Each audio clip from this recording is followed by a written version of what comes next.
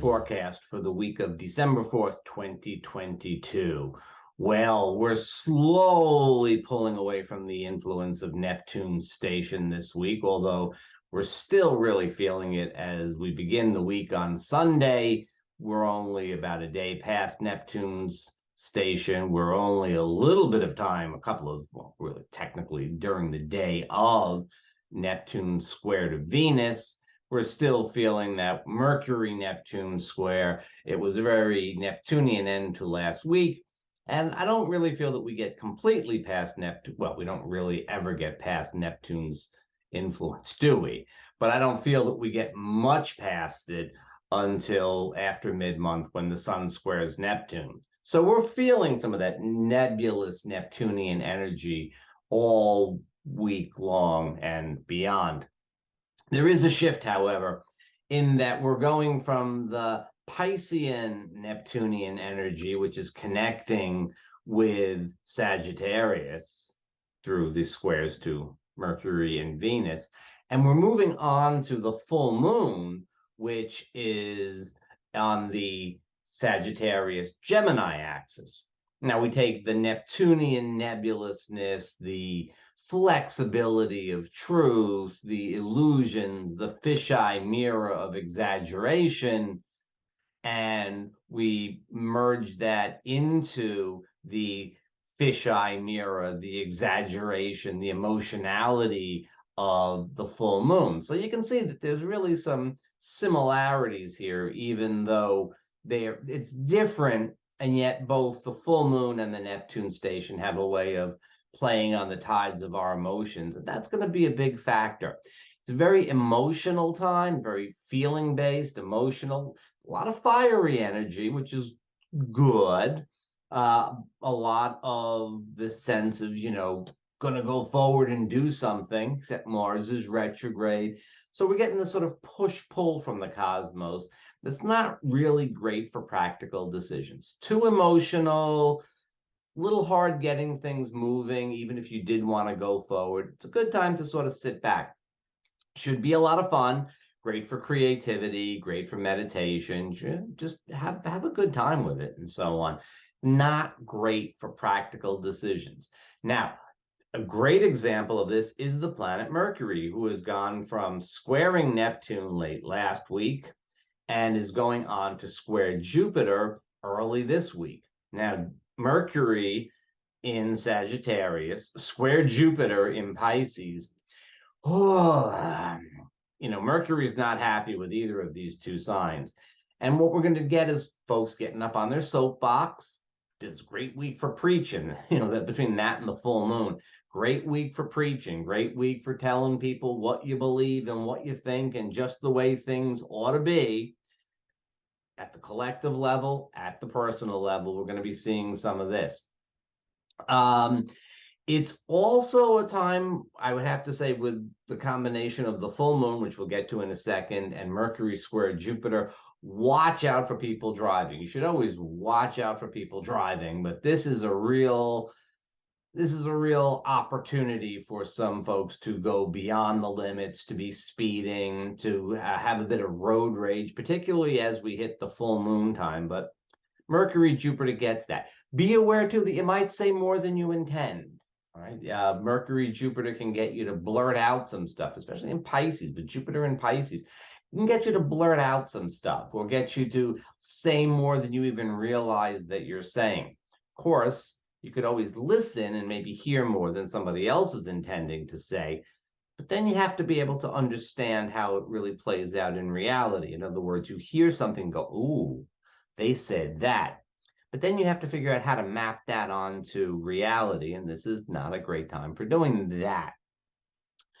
That's Mercury's last bit of activity before he jumps into Capricorn, and that will at least help with communication by slowing things down and making it a little bit more directed. That happens on the 6th. That's Tuesday. I wouldn't count on any great effects in the short run, though. Okay, and then we get to the full moon. The full moon is exact in the earliest hours of the 8th. I'm going by Eastern time, Eastern Standard Time. And that means that the full moon is very active on Wednesday through Thursday. And this full moon is unique because it is directly conjunct Mars, 4 minutes of arc, right? You have 360 degrees in the circle of the zodiac, each one divided into 30 degrees.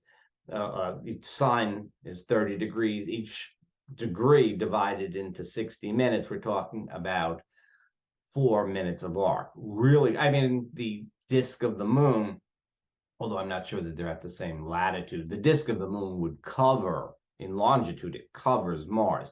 So Mars is really tied into this retrograde Mars in Gemini. Okay, extra emotionality, right? Frustration, Mars is retrograde in Gemini. Sharp words, we're talking Gemini.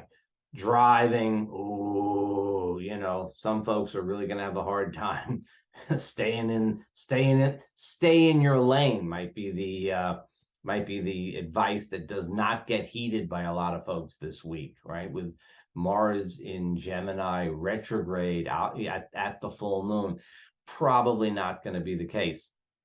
So again, we're looking for people to say too much. We're looking for sharp words. We're looking for real polemics. In fact, perhaps distorting the fact. In fact, distorting the facts. There's a great sentence for you. So we're looking at that kind of stuff at the full moon. I mean, it should be fun. It's not great for practical stuff. It's not great.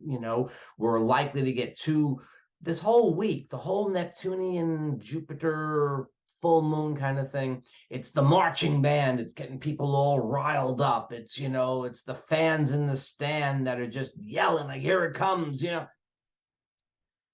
If you're doing something that doesn't really matter, that's okay. But if you're marching off to war on the basis of this or something, people are going to get a little too excited. Potentially a little bit of, oh, I can't believe I did that, or oh, I can't believe I said that. That we'll hear a lot of that this week as this week comes to a close. I can't believe I said that. Mercury in Capricorn will eventually get us to say that if we say too much.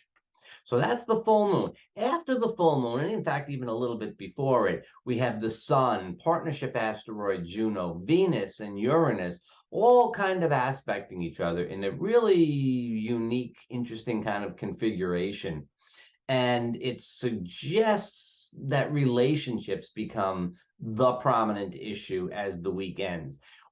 Jupiter and Venus are square to each other. Now, squares are technically speaking hard aspects and not so great, but Jupiter and Venus really can't get angry with each other. They're besties. They get along really well. And Venus is in Jupiter's home sign of Sagittarius, and Jupiter is in one of his favorite signs of Pisces, and Venus is absolute favorite sign of Pisces.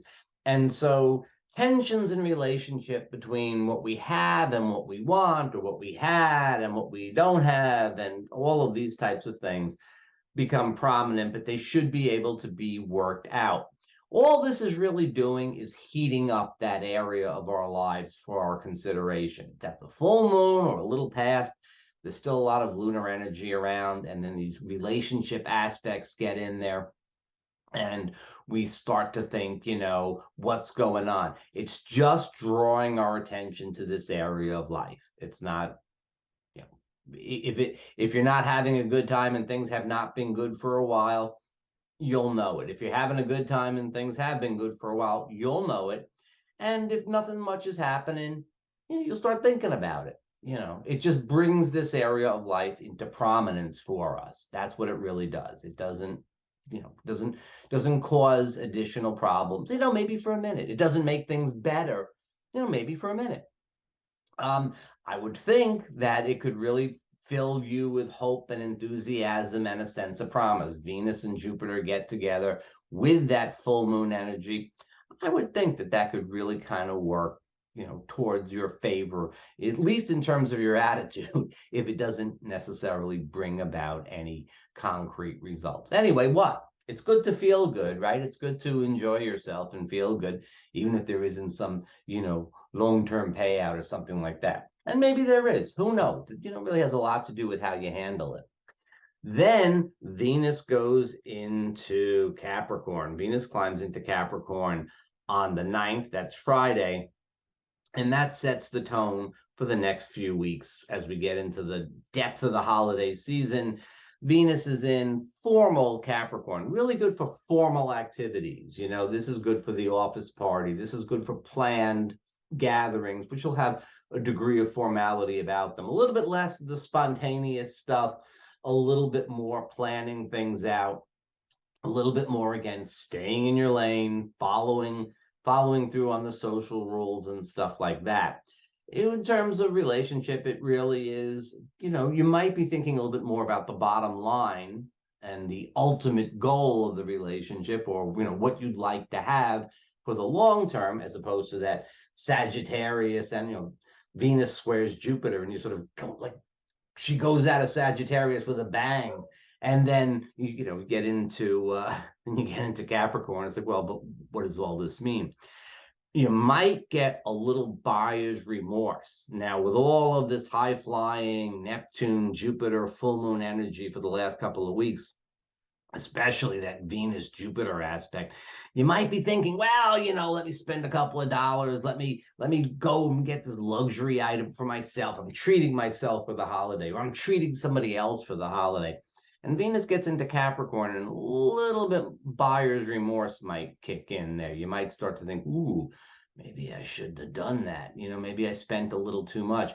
So Venus in Capricorn will help us to, well, if we've gone to excesses already, if Black Friday and Cyber Monday and all of that got the better of us already, then we may have a bit of the regret. But it'll help us as we get closer to the holidays to maybe pare things down a little bit and be a little bit more budget conscious, which is probably something many of us could use right now. All right, that's a general overview of this coming week. And we'll be back because next week there's, another week.